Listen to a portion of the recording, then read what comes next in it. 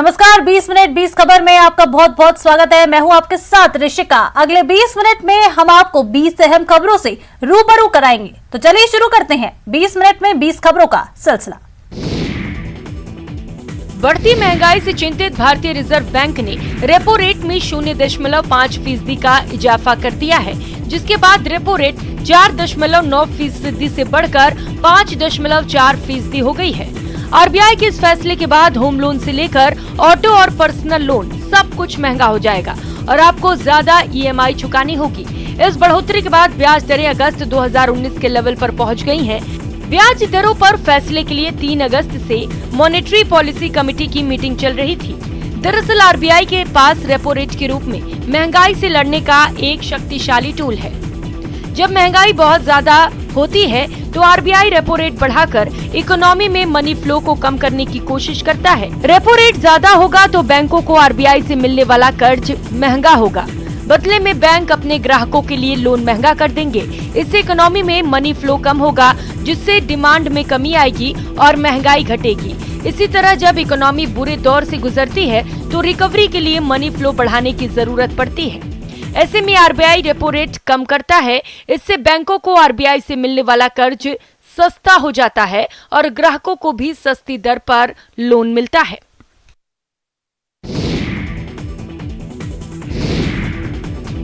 इसे कहते हैं कोड़ में खाज। सरकारी स्कूलों की बिल्डिंग पहले से ही बदहाल, ऊपर से भारी बारिश। श्रीगंगानगर के जिला मुख्यालय सहित ग्रामीण इलाकों के सरकारी स्कूलों के हालात ऐसे ही हैं। इन स्कूलों के लिए बारिश आफत बनकर आती है। इस बार तो जिले में रिकॉर्ड बारिश हुई है। नतीजा, श्रीगंगानगर के 20% सरकारी स्कूलों के भवन जर्जर हालत में पहुंच गए हैं। यही वजह है कि हादसे की आशंका को देखते हुए बच्चों को लॉन या हॉल या फिर खुले में बैठाकर पढ़ाया जा रहा है। श्रीगंगानगर से लगती हुई 2E छोटी के राजकीय उच्च माध्यमिक विद्यालय सहित कई प्राथमिक सरकारी स्कूल के भवनों की हालत जर्जर हो चुकी है और वो कभी भी धराशायी हो सकते हैं। वहीं स्थानीय लोगों ने शिक्षा विभाग की लापरवाही पर आक्रोश जताया और कहा कि जल्द ही सरकार को जर्जर स्कूल भवनों की मरम्मत करानी चाहिए ताकि किसी भी तरह के हादसे को टाला जा सके। सिरोही स्वास्थ्य विभाग वैक्सीनेशन के लिए राज्य सरकार से कई बार अव्वल रहने के लिए सम्मानित हो चुका है, लेकिन वैक्सीनेशन के ये आंकड़े जमीनी स्तर पर कुछ और ही बयां करते हैं। ऐसा इसलिए कहा जा रहा है कि कई लोगों को बिना वैक्सीन लगे ही वैक्सीनेशन के मैसेज आ रहे हैं। वार्ड नंबर 27 की रहने वाली कंचन देवी के साथ भी ऐसा ही हुआ, जिन्हें अभी तक दूसरी वैक्सीन नहीं लगी है, लेकिन वैक्सीनेशन का मैसेज जरूर आ गया। इससे ये बात साफ हो रही है कि आंकड़ों और हकीकत में कोई मेल नहीं है। सिरोही स्वास्थ्य विभाग के सीएमएचओ से इन आंकड़ों के बारे में जानना चाहा तो सीएमएचओ ने फिर से वैक्सीन करवाने का हवाला दे दिया, लेकिन स्वास्थ्य विभाग के अधिकारी अब इन फर्जी आंकड़ों पर बोलने से कतरा रहे हैं। लगातार हो रहे इस फर्जी आंकड़ों से कोविड फिर से सिरोही में पैर पसार रहा है। एक तरफ स्वास्थ्य विभाग के लोग ऑफिस में बैठकर इन फर्जी आंकड़ों से सरकार को गुमराह कर रहे हैं, वहीं दूसरी ओर कंचन देवी जैसे कई लोग हैं जिनको वैक्सीनेशन नहीं होने के बाद भी वैक्सीन लगाने के मैसेज मोबाइल पर आ रहे हैं। राजस्थान में दिन ब दिन बढ़ रहे कोरोना के केस फिर डराने लगे हैं। प्रदेश सरकार की गाइडलाइन पालना करवाने में चिकित्सा विभाग के दावे अस्पतालों में ही दम तोड़ रहे हैं। सिरोही अस्पताल की तस्वीरें तो इस बात को पूरी तरह से साबित कर रही हैं। कोरोना की पहली और दूसरी लहर के दौरान सिरोही में कई लोगों ने अपने जान खो दी है। बावजूद इसके लोगों की लापरवाही कम नहीं हो रही और जिस विभाग पर लोगों से गाइडलाइंस पालन करवाने की जिम्मेदारी है वो तो पूरी तरह बेपरवाह है। पिछले 2 दिनों से सिरोही में कोरोना के केस लगातार बढ़ रहे हैं और एक मरीज की मौत भी हो चुकी है। बावजूद इसके सिरोही के सरकारी अस्पताल में गाइडलाइंस की धज्जियां उड़ रही हैं। यहाँ आने वाले मरीज या उनके परिजन किसी के चेहरे पर मास्क नजर नहीं आ रहा। इतना ही नहीं, अस्पताल के कर्मचारी भी गाइडलाइंस की अनदेखी करते नजर आ रहे हैं। जो मौसमी बीमारियों का है उसको लेके मेडिकल डिपार्टमेंट बिल्कुल अलर्ट मोड पे है।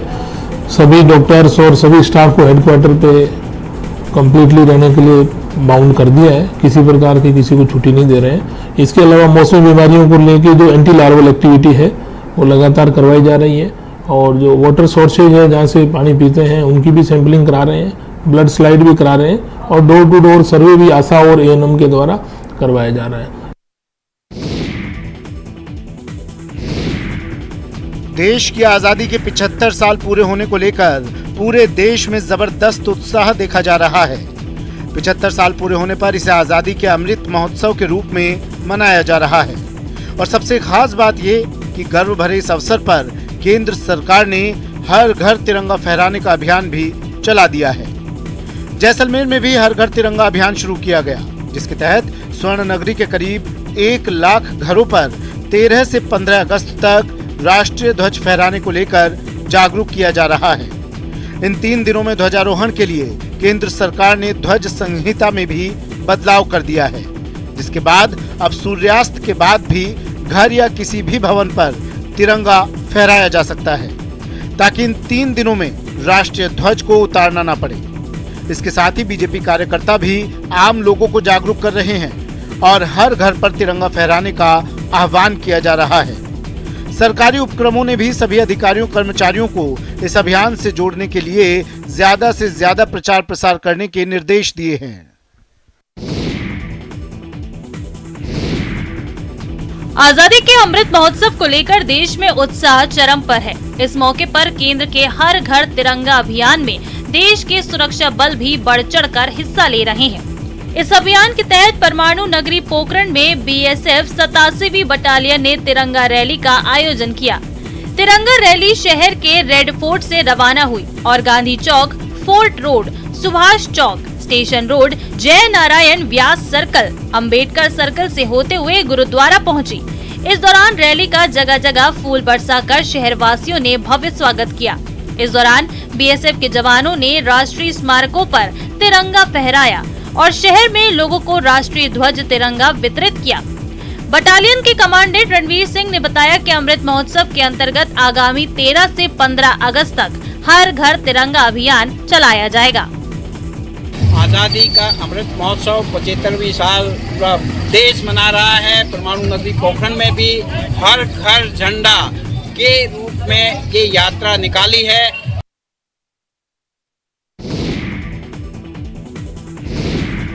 आजादी के 75 साल पूरे होने पर केंद्र सरकार के हर घर तिरंगा अभियान ने लोगों का उत्साह दुगना कर दिया है। इस अभियान को रफ्तार देने के लिए पूरे देश में रैलियों का आयोजन भी किया जा रहा है। सरहदी बाड़मेर की सड़कों पर अनूठा नजारा देखने को मिला, जहां एक साथ सैकड़ों की संख्या में पुलिसकर्मी विजयी विश्व तिरंगा अपने हाथों में थामे कदम ताल करते नजर आए।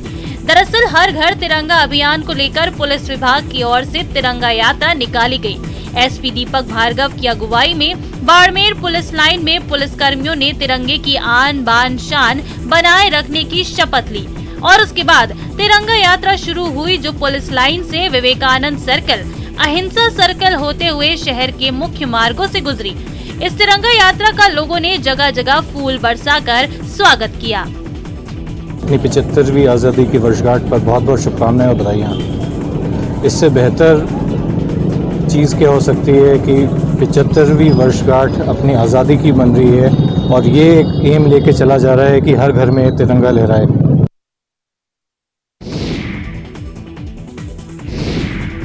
किसी ढलान वाली जगह से गाड़ियां अक्सर नीचे की तरफ आती हैं।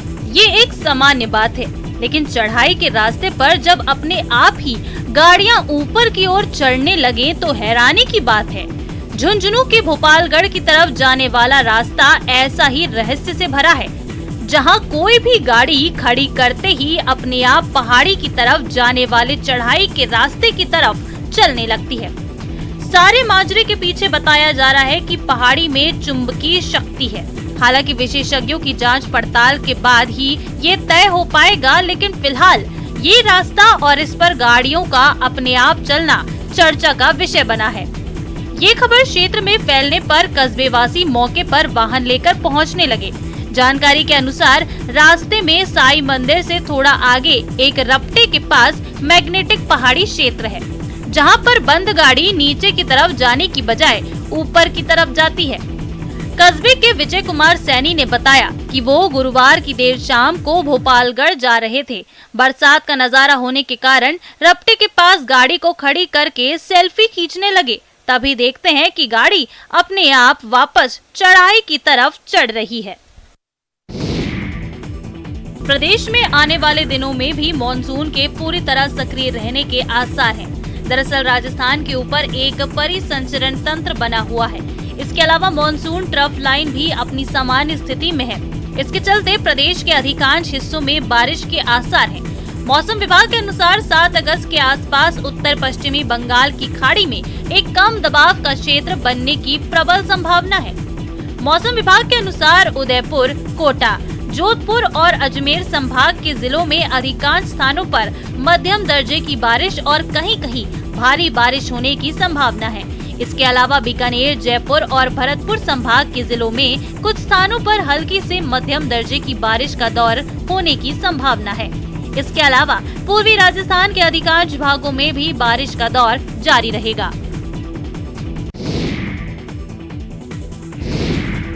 जान को जोखिम में डालकर नदी पार करने की तस्वीरें महाराष्ट्र के नासिक जिले की हैं, जहां दमन नदी पर पुल नहीं बने होने के कारण लोगों को काफी परेशानियों का सामना करना पड़ता है। हालत ये है कि देवलचा पाड़ा गांव के बच्चों को ही तैर कर स्कूल जाना पड़ता है या फिर छोटे बच्चों को कंधे पर बैठाकर ले जाना पड़ता है। कई पेरेंट्स ऐसे भी हैं जो इस डर से बच्चों को स्कूल नहीं भेजते हैं। बारिश के दिनों में उस वक्त समस्या और भी गंभीर हो जाती है जब सूखी नदी का पानी इसमें छोड़ा जाता है। इससे नदी में बाढ़ आ जाती है। ऐसे में महीनों तक बच्चे स्कूल नहीं जा पाते, जिससे उनकी पढ़ाई काफी प्रभावित होती है। यहाँ के रहने वाले लोग सालों से इसी तरह का जीवन जीने को मजबूर हैं। यहाँ पर ना तो कोई सड़क है और ना ही पुल। इस वजह से बच्चों का स्कूल जाना बहुत मुश्किल हो जाता है। गांव के लोग बताते हैं कि हर चुनाव में प्रत्याशी यहाँ पर आते हैं। हम लोग उनसे नदी पर पुल बनाने की मांग रखते हैं। गुहार लगाते लगाते कई साल बीत गए, लेकिन पुल नहीं बन सका।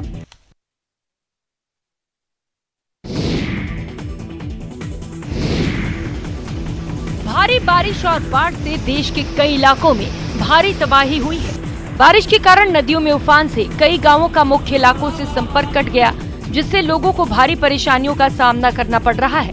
बारिश के कारण रास्ते बंद होने से बच्चों की पढ़ाई पर भी विपरीत असर पड़ रहा है।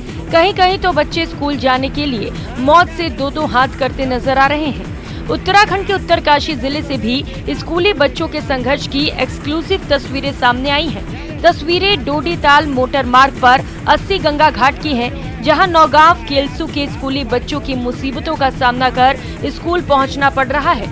छात्र छात्राएं सड़क पर पुल न होने की वजह से नदी के तेज बहाव में जान जोखिम में डालकर स्कूल जा रहे हैं।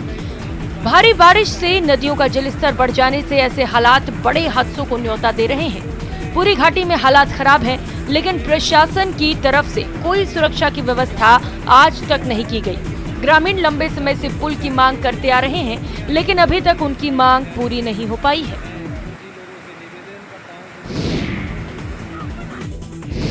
हिमाचल प्रदेश के मंडी जिले के चंडीगढ़ मनाली नेशनल हाईवे के 7 मील के पास पहाड़ी से मलबा गिरने के कारण रास्ता बंद हो गया है। पहाड़ी से मलबा गिरने का लाइव वीडियो भी सामने आया है, जिसमें साफ तौर पर देखा जा सकता है कि मंजर कितना डरावना है। सुबह सुबह हुई पत्थरों की बारिश से नेशनल हाईवे पर यातायात पूरी तरह से बंद हो गया, जिसके बाद दोनों तरफ वाहनों की लंबी कतारें लग गईं। जिसके बाद जिला प्रशासन ने चंडीगढ़ से कुल्लू मनाली की तरफ जाने वाले छोटे वाहनों को वाया कटौला भेजना शुरू कर दिया। दूसरी तरफ कुल्लू मनाली से आ रहे छोटे वाहनों को पंडोह से वाया गोहर चैल चौक भेजा जा रहा है। एएसपी मंडी आशीष शर्मा ने बताया कि मलबा हटाने का कार्य जारी है, लेकिन पहाड़ी से लगातार मलबा गिर रहा है, जिसके चलते सड़क बहाली में दिक्कतें सामने आ रही हैं। बता दें कि यहाँ पर 4 लेन निर्माण के लिए पहाड़ों की कटिंग का कार्य चल रहा है, जिस कारण आए दिन पहाड़ी से मलबा गिरने की घटनाएं सामने आ रही हैं।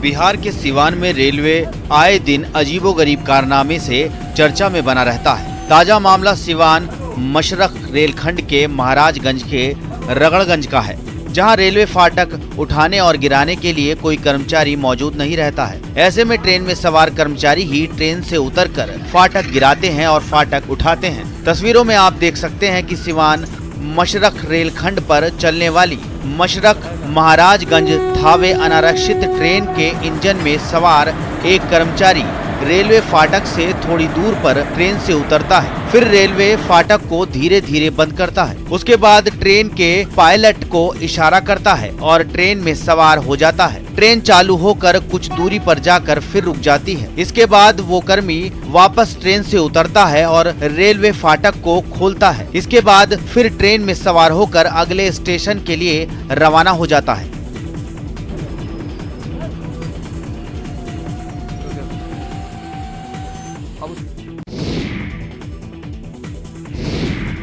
इंसानों के पास सर्दी, गर्मी या बारिश की मार से बचने के लिए घर और उसमें तमाम तरह की सुविधाएं होती हैं। बात पक्षियों की करें तो उनके लिए पेड़ और उन पर बने घोंसले उन्हें सुरक्षित रखते हैं, लेकिन पेड़ों की लगातार कटाई के कारण पक्षियों का आश्रय छिनता जा रहा है। परिंदों की तकलीफ देख गुजरात के राजकोट के सांढली गांव के भगवान जी भाई रूपापारा ने अपने गांव में 2500 मिट्टी के मटकों से पक्षियों का घर बनाया है, जिसमें 5 स्टार की भी सभी सुविधाएं मौजूद हैं। पक्षियों का यह घर 140 फीट लंबा, 70 फीट चौड़ा और 40 फीट ऊंचा है। इसमें तकरीबन 2500 छोटे बड़े मिट्टी के मटकों को इस तरह फिट किया गया है कि हर तरह के पक्षी इसमें अपना घर बनाकर रह सके। इसे बनाने के लिए 20 लाख रुपए खर्च किए। भगवान जी भाई पक्षी प्रेमी होने के साथ भगवान शिव के बहुत बड़े भक्त हैं। यही कारण है कि उन्होंने पक्षियों के आशियाने को शिवलिंग के आकार का बनाया है। इसे उन्होंने खुद ही डिजाइन किया है। कहते हैं न कि पूत के पांव पालने में ही दिख जाते हैं। हरियाणा के एक ऐसे होनहार छात्र ने अपनी प्रतिभा की चमक अभी से ही बिखेरनी शुरू कर दी है। जी हाँ, झज्जर के रहने वाले 12 साल के कार्तिकेय ने लर्निंग ऐप डेवलप किया है और दुनिया के सबसे कम उम्र के ऐप डेवलपर के रूप में गिनीज वर्ल्ड रिकॉर्ड बनाया है। छात्र हार्वर्ड यूनिवर्सिटी से ऑनलाइन बीएससी की पढ़ाई भी कर रहा है। ऐप विकसित करने वाले छात्र कार्तिकेय ने कहा कि उन्होंने बीएससी के लिए हार्वर्ड यूनिवर्सिटी में रजिस्ट्रेशन कराया, जिसके बाद टेस्ट दिया और सिलेक्ट हो गए। ये लर्निंग ऐप उन गरीब बच्चों के लिए निशुल्क है जो आर्थिक कमजोरी की वजह से ना तो अच्छी पढ़ाई कर सकते। राजस्थान की समस्त जनता की